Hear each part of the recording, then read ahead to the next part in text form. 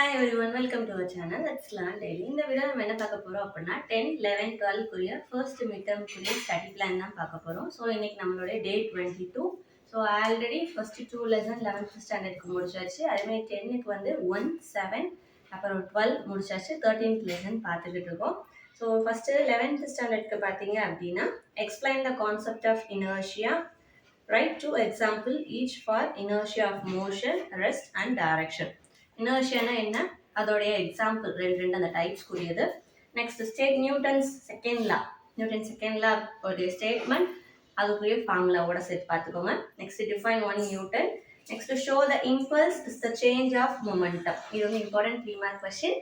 So அதையும் பார்த்துக்கோங்க. இது 11th ஸ்டாண்டர்ட் கூடியது. நெக்ஸ்ட் 12th ஸ்டாண்டர்ட் பார்த்தீங்க அப்படின்னா what is magnetic field, define magnetic flux, define magnetic dipole moment, state Coulomb's inverse law, next what is magnetic susceptibility. இந்த 5 question மட்டும் பார்த்துக்கோங்க. ஸோ என்ன கொஸ்டின் கேட்டாலும் ஸ்டேட்மெண்ட், ஃபார்முலா, அதுக்குரிய யூனிட் அப்படியே பார்த்துக்கோங்க. ஸோ நெக்ஸ்ட் 10th ஸ்டாண்டர்டுக்கு பார்த்தீங்க அப்படின்னா male reproductive system of rabbit. Important detail தனியாக ஹோம்ஒர்க்லையும் கேட்பாங்க, டீட்டெயிலையும் கேட்பாங்க. ஸோ அதோட ஸ்ட்ரக்சர் எழுதிட்டு டயக்ராம் வச்சு எக்ஸ்பிளைன் பண்ணுற மாதிரி பார்த்துக்கோங்க.